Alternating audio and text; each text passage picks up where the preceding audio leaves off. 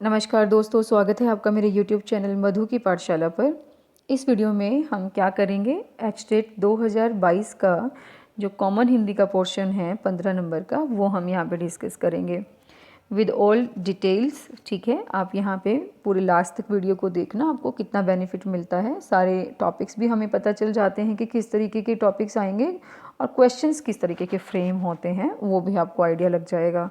इससे पहले 2021 तक यानी कि 2017 से 21 तक के भी क्वेश्चन पेपर्स मैंने अलग अलग प्लेलिस्ट्स बना करके कॉमन सब्जेक्ट्स की डाली हुई है, हिंदी, इंग्लिश। ठीक है, आप वो देख सकते हो। इसके बाद जो है हम मेन जो हमारा सब्जेक्ट रहता है उसके लिए भी मैं वीडियोस लेकर आऊँगी। ठीक है, और कॉमन भी साथ साथ चलता रहेगा। चलिए, सबसे पहले हमारे पास है क्वेश्चन, क्रिया की दृष्टि से असंगत विकल्प चुनिए। रमेश पत्र लिखवाता है। जब कोई काम ऐसा होता है किसी और से करवाया जाए, लिखवाना, पढ़वाना, तो उसमें हमारे पास प्रेरणार्थक क्रिया होती है, ये बिल्कुल ठीक है। बालक छत पर खड़ा है, अकर्मक क्रिया इसने बोला है। बालक खड़ा है, अगर आप इसको हटा दो तो बालक खड़ा है। अब कहाँ खड़ा है ये हमें कोई मायने नहीं रखता है, इसलिए इसमें अकर्म यानी कि कर्म मौजूद नहीं है, तो ये बिल्कुल सही सेंटेंस बनेगा हमारे पास कि इसमें बालक छत पर खड़ा है, अकर्मक क्रिया है। अध्यापक बालक को हिंदी पढ़ा रहा है। अब यहाँ पे क्या हुआ, अध्यापक बालक किसको पढ़ा रहा है, बालक को पढ़ा रहा है। क्या पढ़ा रहा है, हिंदी पढ़ा रहा है। इसलिए हमारे पास यहाँ पे दो कर्म हो गए, इसलिए इसने बोला है कि द्विकर्मक क्रिया है। ठीक है, अगर हमारे पास सिंपल ये होता कि अध्यापक हिंदी पढ़ा रहा है तो आप उसको सकर्मक क्रिया बोल सकते थे, उसमें सिर्फ एक ही कर्म होता। बालक को हिंदी पढ़ा रहा है तो दो कर्म आ गए, तो द्विकर्मक क्रिया आ गया। फोर्थ है, प्रणीता जोर जोर से हंस रही है। प्रणीता हंस रही है, किस मैनर में हंस रही है, धीरे, जोर से, वाइल्ड तरीके से, कोई मायने नहीं रखता। तो ये जोर जोर से जो है ये इसका विशेषण है, किस प्रकार हंस रही है, क्रिया विशेषण है। हंसने की क्रिया, हंसना क्या है, क्रिया है, और उसको भी हम मॉडिफाई कर दें तो वो क्या होता है, क्रिया विशेषण होता है। इसलिए ये सकर्मक क्रिया नहीं होगी, यही हमारे पास क्या आ जाएगा, असंगत विकल्प आ जाएगा। ठीक है, नेक्स्ट देखिए, उच्चारण की दृष्टि से ग व्यंजन की ध्वनिगत विशेषताएं हैं। ये आपको बिल्कुल याद करना पड़ेगा, इसके लिए कोई भी ऐसा शॉर्टकट नहीं है। हाँ, लेकिन आप प्रोनाउंस करके देख सकते हैं।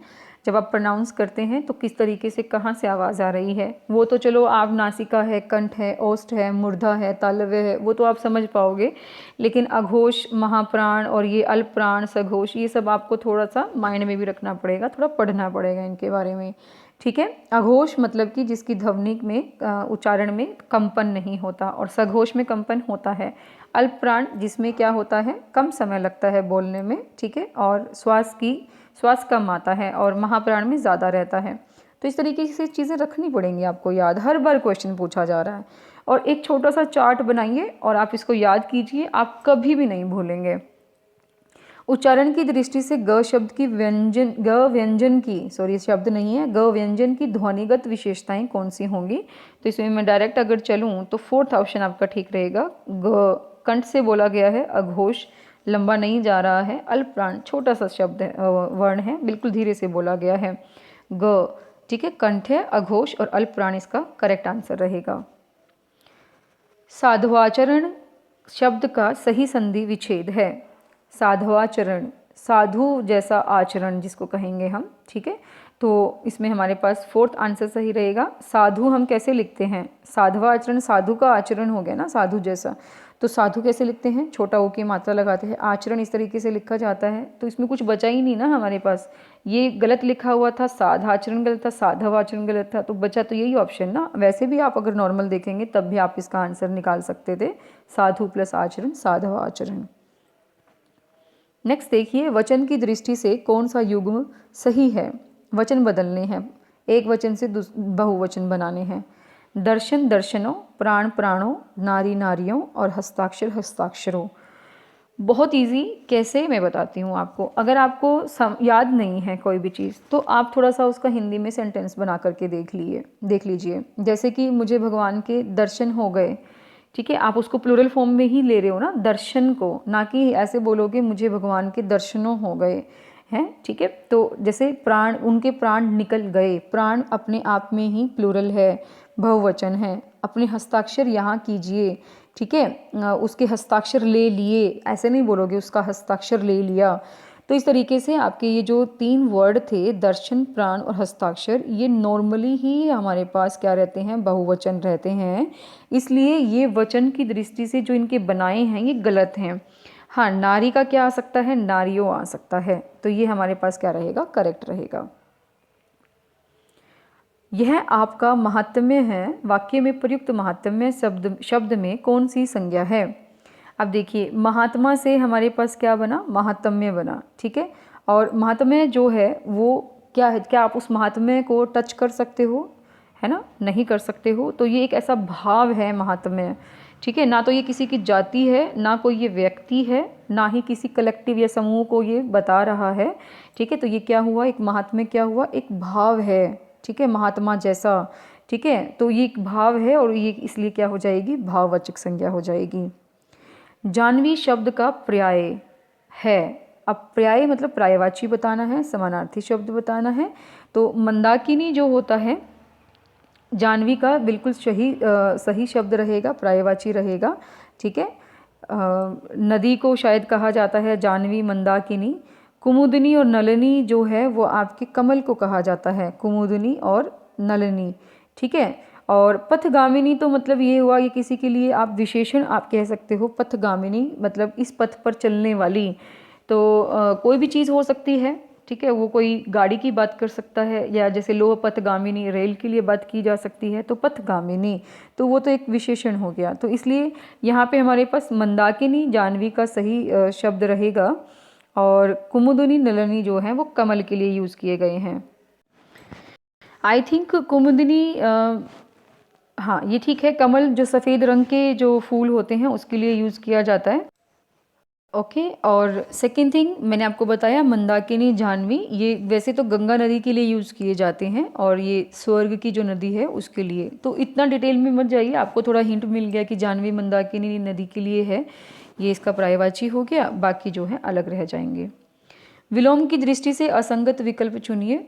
ग्रस्त, मुक्त, किसी चीज़ से ग्रस्त होना, पकड़े हुए होना, मुक्त मतलब फ्री होना। व्यष्टि मतलब छोटा, आई थिंक व्यष्टि, और समष्टि मतलब बड़ा, ठीक है। जैसे आपने समष्टि अर्थशास्त्र और व्यष्टि अर्थशास्त्र पढ़ा होगा, ठीक है, मैक्रो एंड माइक्रो। और आविर्भाव तिरोभूत लिखा है, तो ये यहाँ पे गलत हो गया, ठीक है, ये यहाँ पे गलत हो जाएगा। आविर्भाव का क्या आएगा, तिरोभाव आएगा, तिरोभूत नहीं होगा, ये क्या आएगा, तिरोभाव आएगा, ठीक है। ये तो इतने सिंपल हिंदी इन्होंने दी है ना 2022 में, बहुत ज़्यादा सिंपल, ठीक है। तो आप इजीली इसके आंसर निकाल सकते थे। अर्वाचीन, प्राचीन जो नया है और पुराना है उसके लिए, तो आविर्भाव और तिरोभूत गलत हो गया, ये असंगत निकल गया। गिरीश शब्द में कौन सी संधि है, आप देखिए इसको, आप पहले इसको तोड़ के देखिए, पहले गिरी तोड़ा हमने, फिर उसका ईश लिखा, तो गिरीश हमारे बना, ये दीर्घ संधि बन रही थी, तो ई यहाँ से मिल गया हमें छोटा, और यहाँ से बड़ा मिल गया, तो क्या बनाता है, ये हमेशा बड़ी ई बनाता है, तो ये क्या बन गया, गिरीश बन गया। देखो बड़ी ई बन गया, तो दीर्घ स्वर संधि हमारे पास ये आ जाएगी। जिज्ञासा का सटीक समानार्थी है, वैसे तो ये सारे ही समानार्थी जिज्ञासा के हैं, लेकिन अगर हम कहते हैं ना कि एक सटीक शब्द अगर हमने चुनना हो तो उसके लिए क्या बनेगा, ज्ञानेप्सा बनेगा। उत्कंठा भी जिज्ञासा, क्यूरियोसिटी, वांछा भी क्यूरियोसिटी, इच्छा भी क्यूरियोसिटी, जिज्ञासा भी क्यूरियोसिटी, लेकिन एक शुद्ध हिंदी की तरफ से देखें तो हम तो ज्ञानेप्सा इसका क्या रहता है, सटीक समानार्थी रहता है जिज्ञासा का। किस विकल्प में परिमाणवाचक विशेषण का प्रयोग हुआ है। प्रणव 5 किलो दूध पी गया, कितना किलो, 5 किलो। जब नाप तोल की बात की जाती है, नाप तोल की, तब वहाँ पे क्या होता है, परिमाणवाचक विशेषण होता है, तो ये बिल्कुल ठीक है, 5 किलो, ठीक है। अब यहाँ पे अगर मैं बाकी की बात करती हूँ तो उनको एनालाइज करना ज़रूरी है। 5 केले, केले की अमाउंट बताई गई है, नंबर बताया गया है, और जहाँ नंबर है मतलब कि संख्या है, तो वहाँ संख्यावाचक विशेषण आ जाएगा। प्रणव 5वीं कक्षा में पढ़ता है, 5वीं भी क्या है, एक संख्या है, लेकिन क्रम वाली संख्या है, कर्मात्मक संख्यात्मक विशेषण हमारे पास रहेगा ये। प्रणव के साथ कुछ बच्चे खेल रहे हैं, कितने बच्चे, कुछ बच्चे खेल रहे हैं, तो ये अनिश्चयवाचक जो है विशेषण हमारे पास रहेगा। ठीक है, अनिश्चित संख्यावाचक है। कुछ है मतलब कि जैसे हम इंग्लिश में करते हैं ना, few, a few, the few, कुछ हैं गिनती में तो आ सकते हैं ना, है तो संख्या लेकिन उसमें क्या है, शोर नहीं है, इसलिए अनिश्चित संख्यावाचक है। तो ये हमारे तीनों संख्यावाचक के उदाहरण थे, लेकिन 5 किलो दूध पी लिया, ये हमारे पास क्या है, परिमाणवाचक है। सामने जो बड़ा सा घर दिखाई दे रहा है वह मेरा है, वाक्य में किस सर्वनाम का प्रयोग हुआ है। अब आप क्या कर रहे हो, जब आप उस घर को दिखा रहे हो तो उसकी तरफ इशारा कर रहे हो कि नहीं। अब जब इशारा कर रहे हो तो क्या हो गया, वो संकेत है और वो संकेतात्मक संकेतवाचक विशेषण हो जाता है, और उसको हम दूसरा निश्चयवाचक विशेषण कहते हैं। ये मैं मोस्टली बता रही हूँ आपको हर वीडियो में। निश्चयवाचक विशेषण को संकेतवाचक विशेषण भी कहते हैं, और इसमें बिल्कुल क्लियर पता लग रहा है कि उस घर की तरफ इशारा करके, संकेत करके बात को कहा गया है, इसलिए निश्चयवाचक सर्वनाम आ जाएगा। किस विकल्प में भाववाचक तद्धित प्रत्यय का प्रयोग हुआ है।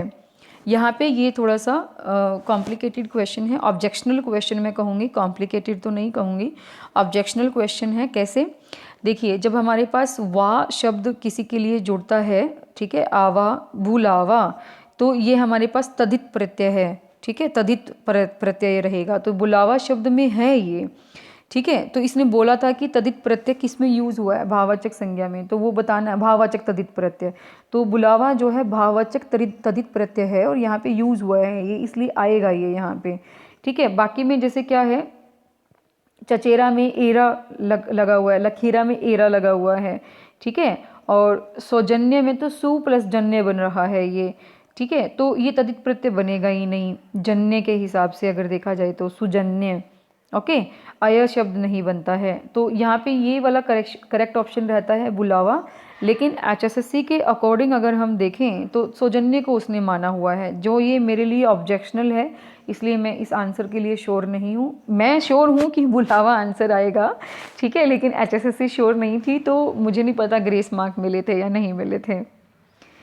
सरसिज शब्द में कौन सा समास है। सरसिज क्या होता है, देखो, सर को अगर हम अलग कर दें और सिज को अलग कर दें, सिज मतलब क्या होता है, जन्म लेने वाला, ठीक है, तो सर क्या होता है, तालाब, तालाब यानी कि सरोवर, सरोवर में जन्म लेने वाला, ठीक है, वो हमारे पास कौन है, जैसे कमल है, ठीक है, उसके बारे में बात की गई है। तो ये हमारे पास क्या होगा, अलुक तत्पुरुष समास होगा। क्या होगा, अलुक तत्पुरुष समास। इसके मैं आपको अगर और एग्जाम्पल दूं, जैसे कि युधिष्ठिर है, युद्ध में स्थिर रहने वाला, ठीक है, शुभंकर, शुभ को करने वाला, ठीक है, तो जहाँ पे आपको विभक्ति मिलती है को, शुभ को करने वाला, है ना, युद्ध में स्थिर रहने वाला, में विभक्ति मिल गई, सरोवर में जन्म लेने वाला, में आपको विभक्ति मिल गई, तो वो हमारे पास क्या होते हैं, अलुक तत्पुरुष समास होते हैं, ठीक है। अव्ययी भाव में पहला पद प्रधान होता है, द्वंद्व में दोनों ही पद प्रधान होते हैं, और कर्मधारय में आप ये कह सकते हो कि बीच में उसके विशेषण हमें मिलता है, ठीक है। किस शब्द में अन उपसर्ग का प्रयोग नहीं हुआ है। अन उपसर्ग बताना है किसके अंदर नहीं हुआ है। देखो, तो अब देखें तो पहले अनुत्तर इसने लिखा है, तो क्या लिखेंगे, अन प्लस उत्तर लिखेंगे इसको भी, ठीक है, इसमें तो इसका यूज़ हुआ है अनुत्तर में, ठीक है। अनुपम में क्या लिखेंगे, अनुपम, अन प्लस उपम, अन प्लस उपम, यस। अनुद्धार में अन प्लस उद्धार, और अनुगमन में अनु प्लस गमन। अब यहाँ पे नहीं हुआ है, देखिए, अनु प्लस गमन होता है ये, ठीक है, इसलिए हमारे पास इसमें अन शब्द का नहीं, अन उपसर्ग नहीं हुआ है। अन प्लस उद्धार, अन प्लस उपम, अन प्लस उत्तर, तो इसमें हमारे पास तीनों में अन आ रहा है उपसर्ग में, लेकिन लास्ट में जो था अनुगमन आ रहा है, अनु का यूज हुआ है, तो इसलिए हमारे पास फोर्थ आंसर करेक्ट आ जाएगा। विसर्ग ध्वनि का प्रयोग किन शब्दों में होता है। अब देखिए, विसर्ग सीधे सीधे से अगर बात करें, याद रखने के लिए आपको बहुत इंपॉर्टेंट है, तत्सम शब्दों में इसका प्रयोग किया जाता है, ठीक है। देशज जो रहेंगे वो हिंदी के मोस्टली शब्द रहते हैं, देशज, और अपने जगह पे बोले जाने वाले जो शब्द रहते हैं, तद्भव भी वही वाले रहते हैं, ठीक है। थोड़ा सा डिफरेंस आप इसमें देख लीजिएगा कि तत्सम और तद्भव बोला जाए, देशज और विदेशज बोला जाए, इस तरीके से उनको डिफ्रेंशिएट किया जाता है। तो तत्सम शब्दों में जो है वो विसर्ग ध्वनि का प्रयोग किया जाएगा, ये आपका करेक्ट आंसर हो जाएगा, ठीक है। तो चलिए, बहुत ही इजी पोर्शन मैं कहूँगी आपका 2022 में हिंदी का, इंग्लिश का आया हुआ था। अगर आप थोड़े से भी एफर्ट्स कर लेंगे ना तो इजीली आप एचटेट, टीजीटी, पीजीटी निकाल पाएंगे। दोनों में ही मैं कहूँगी आपको 21 और 22 के दोनों ही टीजीटी पीजीटी लेवल इजी आए हुए थे और आप इजीली आप इनको निकाल सकते हो। तो कोशिश करो कि सुइटेबल एफर्ट्स आप लगा दो। एक तो ये होता है ना कि भाई आप सिर्फ सोच रहे हैं कि बस इतना पढ़ लेते हैं हो जाएगा। 90 नंबर लेने की जो चाहत रखता है ना उसका पेपर क्लियर नहीं होता। ठीक है, जो ये कहता है बस मैं तो 90 नंबर ले लूँगा तो उसका पेपर क्लियर नहीं होता। मैं आपको ये बात यहाँ बता रही हूँ। जो ये सोचता है ना कि मुझे तो 120 प्लस स्कोर करना है, मुझे 130 प्लस स्कोर करना है, वो बच्चे जो हैं वो कामयाब होते हैं क्योंकि वो उस लेवल की तैयारी करते हैं। फिर 90 नंबर के हिसाब से अगर आपका एक भी चूक हुई तो इसका मतलब आप एक नंबर से भी मिस कर जाएंगे। वहाँ पे ओवर कॉन्फिडेंट भी हो जाते हैं बच्चे, तो वो ओवर कॉन्फिडेंस भी मार जाता है उनको। तो कोशिश करो, अच्छे एफर्ट्स डालो। बाउंड्री लाइन पे नहीं पास होना है, अच्छे नंबरों से पास होना है, ताकि किसी को बोलो तो ठीक है। एचटेट में 90 नंबर वाला वो 135 नंबर वाले के, 150 नंबर वाले के बिल्कुल इक्विवेलेंट है, कोई डाउट नहीं है इसके अंदर। कोई मार्क्स नहीं पूछेगा अगर आपने क्वालिफाई कर लिया है तो।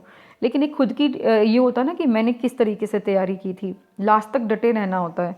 तो उस तरीके की तैयारी करो आप, ठीक है, गर्व से कह सको कि मैंने एचटेट में इतना स्कोर किया था। चलिए, यही था आज के लिए 15 नंबर के लिए। और थोड़ा सा मोटिवेशन मैं आपको देती रहती हूँ बीच बीच में, ठीक है। तो अगर वीडियोस अच्छी लगती हैं तो like share please please please कीजिएगा। चैनल पर नए हैं तो सब्सक्राइब कर दो, अपने फ्रेंड्स को शेयर कर दो जितना हो सके। एचटेट का एग्ज़ाम बहुत नज़दीक है हमारे और बहुत जल्द हम जो है मेन सब्जेक्ट को भी कवर करने वाले हैं। चलिए, थैंक यू वेरी मच।